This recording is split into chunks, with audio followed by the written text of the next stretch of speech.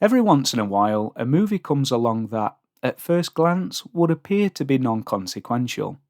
You figure at best that it'll offer some half-decent entertainment, but ultimately it won't leave any long-lasting impressions and will eventually be forgotten about. But I absolutely adore it when the movie in question delivers a knockout experience. It serves up everything that you personally look for in that genre to a top tier standard, and virtually every moment is a gift unto itself. Palm Springs is one such movie.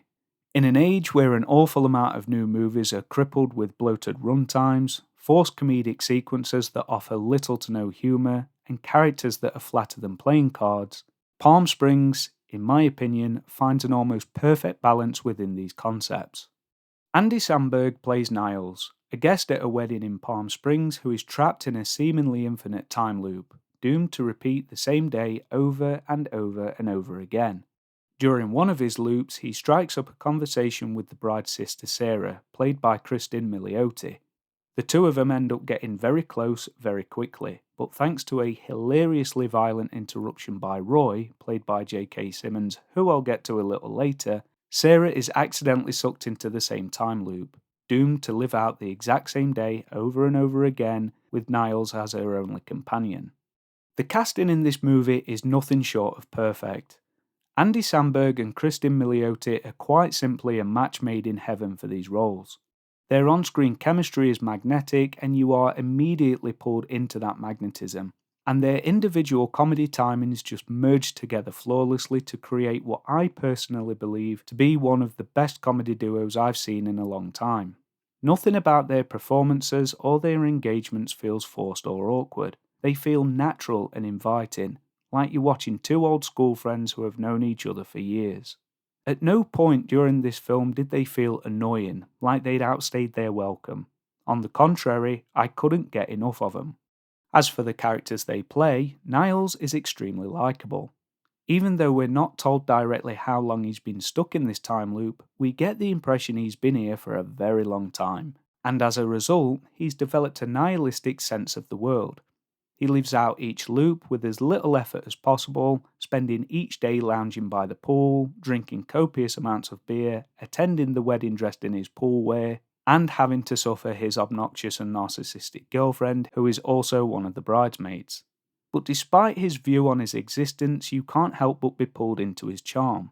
This is a guy who's pretty much experienced every single feeling that a human being can experience due to his time in the loop. And for him, his existence now feels empty. That is, until Sarah gets thrown into the mix. Sarah is a very guarded character and has many layers of complexity to her. She hides behind a wall of sarcasm, anger, and some mild addiction issues, and keeps a secret shame close to her at all times. As her and Niles get closer, however, she begins to open up her playful, funny, and quirky side, and this helps to balance out her screen personality. When the full scale of her predicament dawns on her, Niles is there to lend a helping hand to her to navigate it all, and the pair soon not only develop a great friendship through this chaos, but also romantic feelings for one another. But it isn't just these two characters that make the film what it is. There is a third, and that character is Roy, played by the magnificent J.K. Simmons. Roy, another out-of-town guest at the wedding, takes a cautious shine to Niles while Niles is still in the early stages of his looping. After taking a king's dose of drugs, Roy, through the chain of events headed by Niles' stupidity, inadvertently gets trapped in the loop too, and he embarks on a personal vendetta to punish Niles by inflicting as many horrific torture and death methods on him as he can. Although Roy isn't on screen for much of the movie, when he is, it's an absolute delight. His one-liners and his screen presence is just sheer brilliance. Max Barbakow simply aces the direction of Palm Springs. Considering that this is his first feature film, it feels like the work of a seasoned professional. His use of the limited locations and the way he ties the repeating scenes together without it feeling like we're going over the same ground is refreshing and welcome. Time loop movies have this nasty habit of just rinse and repeat of scenes over and over to the point it gets lazy and frustrating, but Barbakow times them perfectly and it never holds up the narrative. Cinematography is tight too. The lighting and colouring is top notch and the editing is swift and elegant. I really appreciate that the movie doesn't waste time. It doesn't spend an obnoxious amount of time setting up the rules and conventions of the loop itself. The rules are described succinctly and with the added bonus of merging them within comedic scenes. My favourite of which being the scene where Niles explains to Sarah that if you die in the loop, then the day just starts over again. It makes me laugh every time.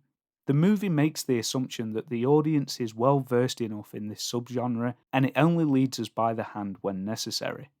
Palm Springs is by and large a romantic comedy, but the film itself subtly touches on darker themes and ideas. Niles has been trapped for an undisclosed amount of time, but through his conversations with Sarah, he alludes to a grand tapestry of time and experience. The Niles we meet is laid back, chilled, and at one with his situation, but it's hinted that Niles has also been the bad guy while stuck in the loop, most probably a very bad guy. And this thread is what got my grey matter firing after watching this movie. I love it when a film does that. After finishing Palm Springs, I spent days imagining what would I do if I found myself stuck in a time loop. How would I spend my time? What kind of person would I be? Would I explore every avenue of human existence? Would I be good? Would I be bad?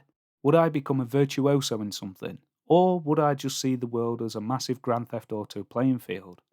When a film pulls me into its world and easily makes me daydream about the possibilities of what I would do there, it definitely scores high for me.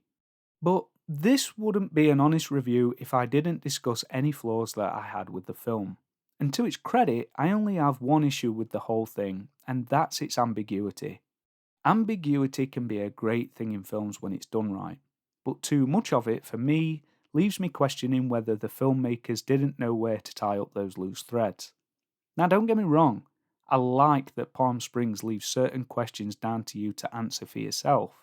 But for me personally, there's just a little too much ambiguity for my liking here. But that being said, Palm Springs was fantastic.